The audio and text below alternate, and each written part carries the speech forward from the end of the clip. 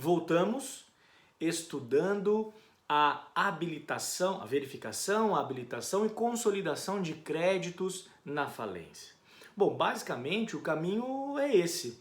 Nós temos essas etapas para que haja a formação do que chamamos, desde o primeiro dia de aula, de quadro geral de credores.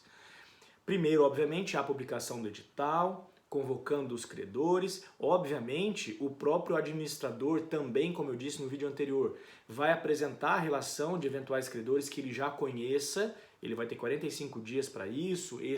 Essa relação também vai poder sofrer impugnações por parte do devedor, Ministério Público, até que, depois de julgadas todas as impugnações, possa haver o que nós chamamos, a doutrina e a própria legislação chama de consolidação do quadro geral de credores. O artigo 18 da 11.101 estabelece o seguinte: o administrador será responsável pela consolidação do quadro geral de credores, a ser homologado pelo juiz com base na relação dos credores, a que se refere ao artigo 7º, parágrafo 2º dessa lei, e nas decisões proferidas nas impugnações oferecidas, ou seja, ou naquela relação trazida pelo próprio administrador em 45 dias, ou de acordo com as decisões sobre as várias impugnações, eventuais impugnações relacionadas a créditos. A partir daí será então consolidado um quadro geral de credores. Esse quadro geral de credores é uma forma de escalonamento de créditos. O legislador estabeleceu primeiro 2 grandes grupos de credores e depois passou a escaloná-los em ordem, principalmente em ordem preferencial. A gente vai ver depois nos créditos concursais como isso acontece, e estabelecendo eventuais limites. Nós já sabemos inclusive o porquê isso aconteceu, e obviamente colocando uma ordem de pagamentos, uma ordem preferencial de credores. Então, nesse grande grupo, consolidado depois desses procedimentos que a gente acabou de falar no primeiro vídeo, nasce, depois dessa consolidação, o que chamamos de quadro geral de credores. Vejam o que diz o parágrafo único do artigo 18. O quadro geral, assinado pelo juiz e pelo administrador judicial, mencionará a importância e a classificação de cada crédito na data do requerimento da recuperação judicial ou da falência. Será juntado aos autos e publicado no órgão oficial no prazo de 5 dias, contados da data da sentença que houver julgado as impugnações. Ou seja, a ideia do legislador é agilizar a formação desse quadro geral. Apaziguou, resolveu as impugnações, então nós já temos o universo de credores. Cabe agora separá-los de acordo com as suas classes, de acordo com as suas preferências. Muito bem.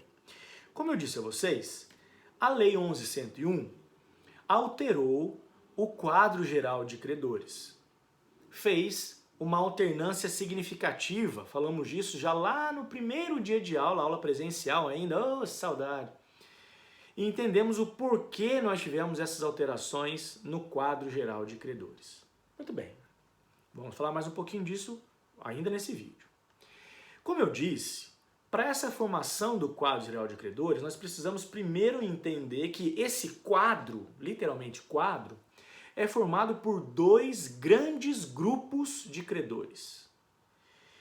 Obviamente, se a falência se destinasse única e exclusivamente para pagar os credores que já estivessem constituídos, ou seja, aqueles que já estavam com dívidas, aliás, com créditos caracterizados em face do devedor, obviamente ninguém gostaria ou assumiria a labuta num processo de falência, porque obviamente o trabalho é muito grande e a manutenção e a realização do ativo geram despesas para a massa falida.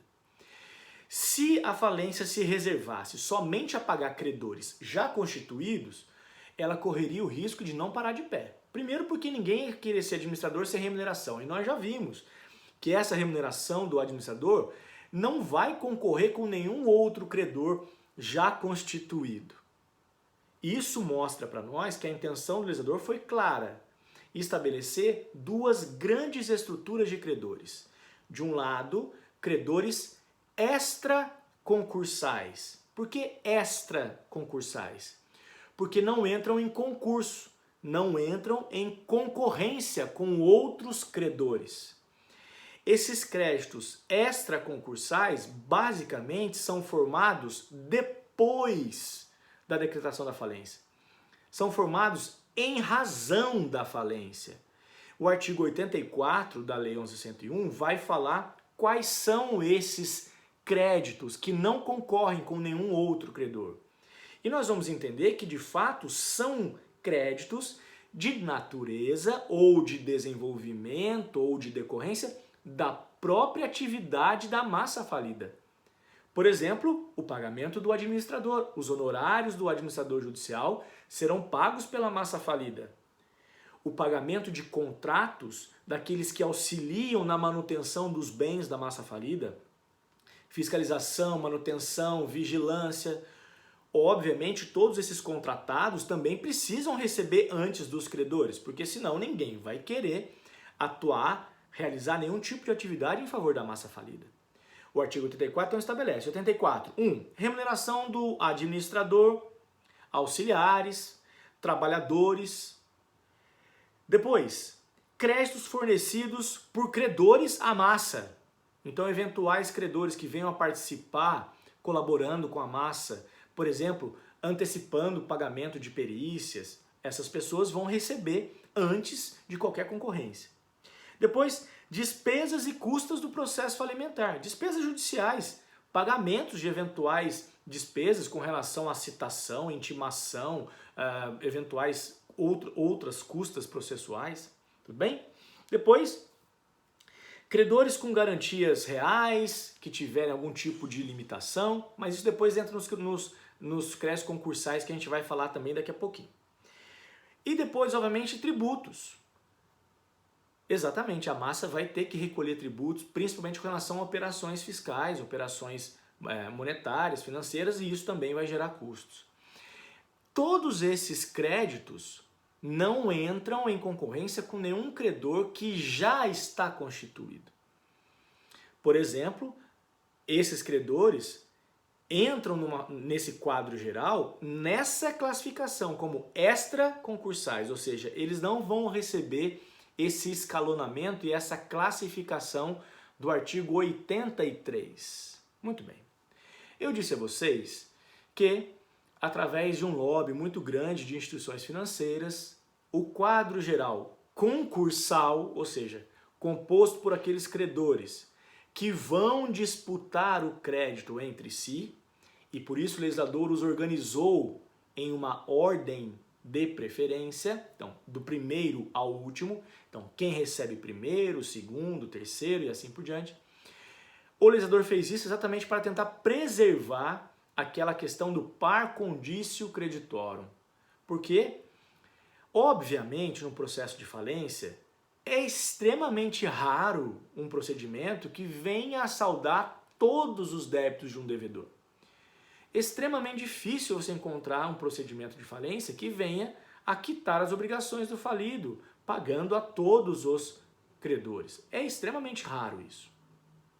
Obviamente, se isso fosse possível, talvez nem a falência ocorresse, concordam comigo? Então, na lei anterior, lá de 45, nós tínhamos um escalonamento que era bastante diferente. Por que era diferente? Porque, em primeiro lugar, vinha o Estado. E, obviamente, nas falências anteriores, os maiores volumes de débitos eram débitos fiscais, que, obviamente, colocavam o Estado no calcanhar do devedor e impedindo que qualquer outro tipo de credor viesse a concorrer, viesse a, de fato, ter a satisfação do seu crédito. Isso mudou na lei de 2005, com o lobby de instituições financeiras, e houve, de fato, uma alternância gritante nessa ordem do quadro geral de credores concursais. Vocês podem até chamar de concorrenciais, porque eles vão concorrer entre si. Essa ordem preferencial estabeleceu o seguinte: em primeiro lugar ficam classificados os créditos de natureza trabalhista, limitados ao valor de 150 salários mínimos. Atenção! E os acidentários. Atenção! E se esse credor trabalhista tiver um crédito acima desse valor de 150 salários mínimos? De primeiro, ele vai lá para os credores quirografários. O seu saldo a receber, a diferença, aquilo que vai além de 150 salários mínimos, vai ser pago lá depois ao final da fila. Mas por que isso foi feito, pessoal? Porque pelo lobby das instituições financeiras, aqueles que têm garantia real, representados por contratos, instituições financeiras, por exemplo, passam a segundo lugar nessa relação. Primeiro os trabalhistas acidentários, trabalhista até 150. Depois, os credores com garantia real. São os bancos que emprestam mediante, por exemplo, arrendamento mercantil, alienação fiduciária, ou que colocam um bem em garantia, tudo bem? Tem alguma forma de garantia real e ele tem valores a receber. Lembrando, lá nos extraconcursais entram os credores com garantia real, que obviamente o próprio bem vem em seu favor, como acontece na alienação fiduciária, como acontece no arrendamento mercantil. Ok? Muito bem. E em terceiro lugar vieram os créditos tributários, fiscais ou tributários, ou seja, quem era primeiro lugar na lei anterior passa a terceiro lugar. Você vai falar, mas Fred, mas e os bancos? Os bancos não mudaram de posição, eles continuam em segundo. Sim, eles continuam em segundo, mas quem está em primeiro tem uma limitação, no caso dos trabalhistas, de 150 salários mínimos. Ou seja, aumenta a chance para os bancos de receberem os seus valores. E vejam que curioso, sabe qual foi uma das grandes justificativas para essa alternância do quadro geral de credores? O que os economistas chamam de spread bancário. O que isso quer dizer? Spread é uma composição para uma taxa de juros. Spread quer dizer o conglomerado de circunstâncias que fazem com que o empréstimo, por exemplo, o financiamento por uma instituição financeira, seja mais caro ou mais barato. Na constituição desse spread, tem taxa de lucro, tem taxa de reinvestimento, ou valores, índice de reinvestimento, e tem também, obviamente, a questão da inadimplência. Quanto maior a inadimplência, maior a taxa de juros. Tudo bem? Então, na promessa dos bancos é que o crédito no Brasil, principalmente para as empresas, ficaria mais barato porque eles estando em segundo lugar com a limitação dos créditos trabalhistas em 150 salários mínimos, eles poderiam receber a taxa, o índice de inadimplência dos bancos cairia, o spread bancário também cairia e por isso a taxa de juros poderia ser mais elevada. Obviamente que isso não aconteceu. Quer dizer, obviamente que o spread bancário foi mantido e o custo do crédito no Brasil continuou o mesmo. Mas essa foi a justificativa das instituições lá nos anos 2000, no comecinho dos anos 2000, para alterar e permanecerem em segundo lugar nesse quadro geral com a limitação de quem estivesse em primeiro. E mais, se colocando antes do fisco, ou seja, tendo muito mais chances de receber, porque o fisco só viria a receber, e a gente sabe que passivo tributário é uma das primeiras questões, né? As empresas em dificuldade começam imediatamente, por exemplo, a não recolher FGTS, a não recolher imposto, começa a atrasar todas as guias tributárias, porque não pode atrasar salário, porque o trabalhador precisa trabalhar. Não pode atrasar banco, porque senão o banco vai lá e toma o bem, o banco vai lá e bloqueia a conta, o cara precisa de fôlego. Então, obviamente, o banco ou as instituições financeiras conseguiram se enquadrar em segundo lugar nesse quadro geral. Então, em primeiro, trabalhistas até 150 e acidentários. Depois, credores com garantia real, basicamente aqueles credores que têm garantia de bens em papel, em documento. Depois, créditos fiscais e tributários. Em quarto lugar, credores com privilégio especial. Vocês vão ver lá no 962 do Código Civil o que é ter um privilégio especial. Aliás, fica como tarefa. tudo bem? São créditos bastante curiosos, que nós não temos a praxis, a utilização frequente, assim como os privilégios gerais, que estão logo na sequência, em quinto lugar no quadro geral. Então, privilégio especial, privilégio geral, do 963 do Código Civil. Ok? Então, já na fixação, dê uma olhadinha lá no 963, 962, 963 do Código Civil. Muito bem. E aí, em sexto lugar, os credores quirografários. Os credores quirografários são basicamente aqueles que possuem título de crédito. Ou seja, o seu crédito está representado por um documento. Nós já estudamos títulos de crédito, vocês lembram qual é o conceito de título de crédito? E, obviamente, são representados, geralmente quem tem esse tipo de crédito é o fornecedor. É aquele que forneceu a matéria-prima, que fez a entrega, que foi fazer a cobrança, que tem lá uma nota fiscal com uma duplicata, ou que tem um cheque, ou que tem um contrato sem garantia. Esses são os credores quirografários, que obviamente vão ter muita dificuldade em receber o seu crédito. Tanto é que a maioria desses credores evita pedir a falência, porque eles sabem que se eles pedirem falência, antes deles vem uma massa de credores que terá preferência no recebimento. Obviamente, podendo inviabilizar o recebimento de quaisquer valores por parte desta categoria de credores, os credores quirografários. Depois, nós temos os subquirografários, que são representados por eventuais multas, eventuais créditos que foram não pagos ou não habilitados naquele momento e que depois foram encaixados como subquirografários. Multas, eventuais créditos em atrasos, juros, são cobrados ao final como subquirografários. Bom, a rigor, pessoal, dificilmente um subquirografário recebe alguma coisa. No Brasil, os processos de falência se dão quando já não há mais nenhuma expectativa. Então, a finalidade desses vídeos de hoje foi estudarmos, primeiro, ok, já entendemos a falência, né? Já entendemos a decretação com o juiz, já entendemos a atividade do administrador judicial, já entendemos a ineficácia e a revogação. Agora, nós entendemos como um credor vem a participar do processo de falência, como ele faz para habilitar seu crédito, qual é o prazo que ele tem, e se ele perde o prazo, como é que o juiz decide isso? Aliás, detalhe, hein? As decisões com relação a essas impugnações de crédito são decisões interlocutórias e estão sujeitas a agravo por instrumento, ok? Muito bem. E atenção, se eventualmente algum credor vier a agir com dolo ou má fé no recebimento de valores, que obviamente depois se comprove, né? Então eu habilitei um crédito de maneira dolosa, maliciosa, para poder recebê-lo, às vezes até em conluio com o próprio devedor, eu serei obrigado à restituição em dobro desse valor, ok? Enquanto credor que eventualmente tenha quebrado a questão da boa-fé processual. Essa é uma penalidade para credores que se aventurarem num procedimento de falência. Muito bem.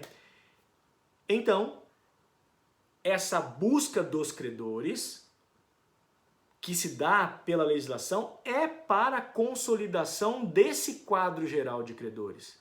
Porque é a partir desse quadro que os pagamentos serão feitos, os rateios, em primeiros trabalhistas, com limite de 150, e acidentários.